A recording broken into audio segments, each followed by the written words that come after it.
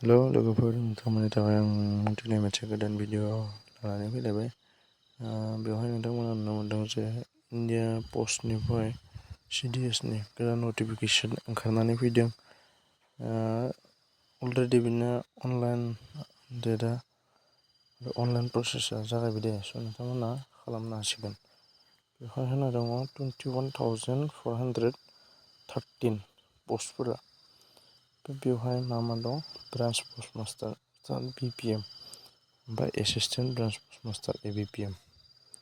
ओमफ्राय इयावथ' पस्टखौथ' खोन्थाखाबाय नोंथांमोननो।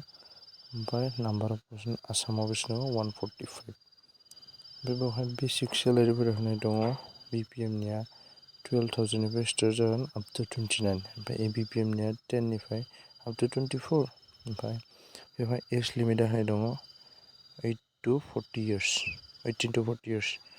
ओमफ्राय STफोरनिया 5 years age relaxation. बाखिफोरावबो बेवहाय रोखा रोखायै होनाय दंखायो। स' नोंथांमोना नायना लायबानो जाबाय। ओमफ्राय दानियाबा नेक्स्ट नटिफिकेसन थांसै।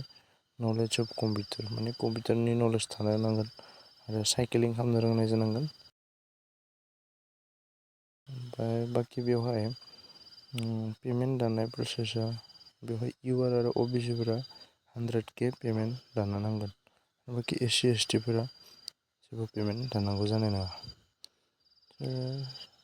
एप्लिकेसना स्टार्ट डेट अफ साबमिसना 10 February 2025 जागायदो बेवहाय। ओमफ्राय लास्ट डेटआ 3 March 2025 बे लास्ट। बाखि बेवहाय सार्कोल वाइज जुदि नोङो भेकेन्सिखौ चेक खालामना नायनोबा बेवहाय थांनानै नोंथांमोना नायनो हागोन जे माबे सार्कोलनि आन्दाराव बेसे भेकेन्सिफोरा दं आरो बेवहाय UR OBC SC ST EWS सब गासैबो केटेगरिनिफोरा माने एक्सट्राहाय होनाय दंखायो। स' नोंथांमोना बे पेजआव थांनानै गासैखौबो डिटेल्सै चेक खालामनानै लानो हागोन। आसा खालामो नोंथांमोना भिडिअखौ नायनानै मोजां मोनबाय होननानै।